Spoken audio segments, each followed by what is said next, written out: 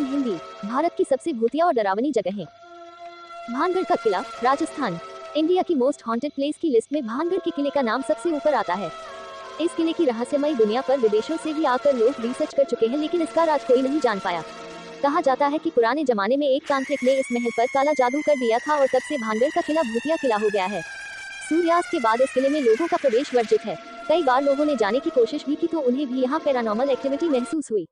इस किले के आसपास बने घरों की छतें नहीं रहती हैं। अगर उन छतों को बनवा दिया जाए तो अपने आप चटक कर टूट जाती हैं।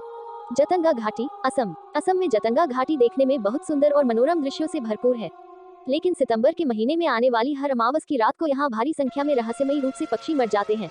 ये पक्षी प्रवासी होते हैं, लेकिन यहाँ से कभी वापस नहीं जाते। इन पक्षियों का यहाँ आकर मरने के पीछे का कारण आज तक किसी को भी पता नहीं चला है। Ramoji film city, Hyderabad. Ramoji film city के बारे में तो सभी जानते हैं, लेकिन अब तक लोगों को यहाँ पर होने वाली शूटिंग्स के बारे में ही पता था। क्या आप जानते हैं कि रामोजी फिल्म सिटी भी भूतिया है? माना जाता है कि रामोजी फिल्म सिटी के कई होटलों में भूत रहते हैं। यहाँ के स्थानीय लोगों का मानना है कि फिल्म सिटी निजाम सुल्तान की धरती पर बना है, जहाँ कई प्रकार की सजा देने वाली गतिविधियां हुई थी।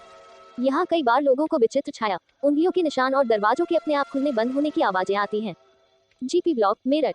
मेरठ स्थित जीपी ब्लॉक को भी मोस्ट हॉन्टेड प्लेस माना जाता है। कहा जाता है कि यहाँ पर एक औरत लाल साड़ी पहने लोगों को नजर आती है। ये औरत यहाँ जीपी ब्लॉक के एक घर से निकलती है। इसके अलावा लोगों ने यहाँ पर 4 पुरुषों को मोमबत्ती की रोशनी में बैठे हुए भी देखा है। इस जगह पर लोग दिन में भी आने से डरते हैं। अग्रसेन की बावली, दिल्ली। दिल्ली स्थित अग्रसेन की बावली देखने में और घूमने के लिए बेहद खूबसूरत है। कहा जाता है कि इस बावली में जब काला पानी भर जाता है तो ये लोगों को अपने करीब बुलाता है और इसमें कूदने के लिए सम्मोहित करता है। यहाँ तक कि आज भी यहाँ लोग सूर्यास्त के बाद नहीं आते हैं। राष्ट्रीय पुस्तकालय, कोलकाता। कोलकाता का राष्ट्रीय पुस्तकालय अपनी किताबों से ज्यादा भूतिया कहानियों को लेकर चर्चा में रहता है। यहाँ काम करने वाले गार्ड बताते हैं कि रात के समय इस पुस्तकालय में कई रहस्यमयी घटनाएं होती हैं। कहा जाता है कि जिन मजदूरों की मौत यहाँ पुस्तकालय में हुई थी, उनके भूत इसी पुस्तकालय में रहते हैं।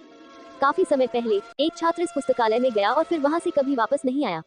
कई लोग कहते हैं कि सुबह जब लाइब्रेरी खुली तो हर दिन काफी पेपर और सामान बिखरा हुआ पड़ा रहता है। शनिवार वाड़ा किला, पुणे। महाराष्ट्र के पुणे में स्थित ये किला राज्य का सबसे बड़ा किला है। इस किले की दीवारें रहस्यमयों से भरी हुई हैं। ऐसा कहा जाता है कि इस किले में एक युवा राजकुमार को उसके ही रिश्तेदारों ने दीवारों के अंदर पटक कर मार डाला गया था। तब से आज तक उस राजकुमार की आत्मा वहां भटकती है। खासकर हर पूर्णिमा की रात को राजकुमार की आत्मा अपनी मौत का बदला लेने यहाँ आती है। अन्य दिनों में भी सूर्यास्त के बाद इस किले में लोगों का आना वर्जित रहता है। डुमस तट, गुजरात। गुजरात के सूरत में स्थित डुमस तट देखने में बहुत खूबसूरत है, लेकिन ये जगह भी कई डरावनी कहानियों में भरपूर है। कहा जाता है कि इस तट पर सालों पहले लाशों को जलाया जाता था, जिसकी वजह से यहाँ कई आत्माएं आज भी भटकती हैं। इस तट पर कई बार लोगों को फुसफुसाहट की आवाज आती है, लेकिन आपके आसपास कोई नहीं होता है। इसके अलावा रात में ये तट लोगों को सम्मोहित कर अपने पास बुलाता है। यहाँ की काली रेत आज भी रहस्य है। Church of three king, Goa. Goa के इस चर्च में भूतों का वास है। यहाँ के स्थानीय लोग भी इस बात को मानते हैं।